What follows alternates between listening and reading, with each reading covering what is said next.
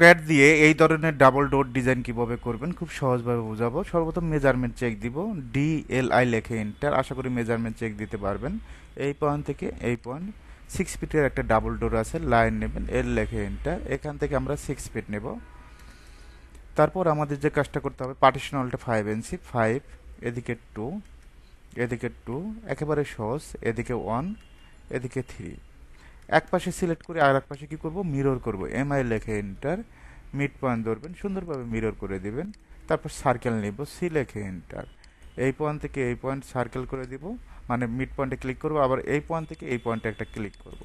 তারপরে আমাদের যে কাজটা করতে হবে, এটা এক্সটেন্ড করে দেব, লাইনটা এক্সটেন্ড করে দেব। EX লেখে এন্টার, জাস্ট এক্সটেন্ড করে দিবেন। এটাও এক্সটেন্ড করে দিবেন, এই লাইনটাও এক্সটেন্ড করে দিবেন, এই পাশেরটাও এক্সটেন্ড করে দিবেন, এই পাশেরটাও এক্সটেন্ড করে দিবেন। তারপর অপোজিট অংশ আমরা কি করে দেব, ট্রিম করে দেব। যেটা যেটা প্রয়োজন নাই সুন্দরভাবে ট্রিম করে দিবেন। এটাও প্রয়োজন নাই, এটাও প্রয়োজন নাই, এটাও প্রয়োজন নাই, এ পাশেরটাও প্রয়োজন নাই। এখন আমরা এই অবজেক্টটাও ট্রিম করে দিব, এই অবজেক্টটাও জাস্ট ট্রিম করে দিব। তারপর এই দুইটা লাইন সিলেক্ট করে ডিলিট করে দিবেন, এই দুইটা লাইন সিলেক্ট করে ডিলিট করে দিবেন। এখন যদি আমরা মেজারমেন্টে চেক দিই, DLI লিখে enter, first point 6, first point, second point, 6 ফিটের একটা ডাবল ডোর। আপনি চাইলে যে কোনো মেজারমেন্টের ডাবল ডোর তৈরি করতে পারবেন।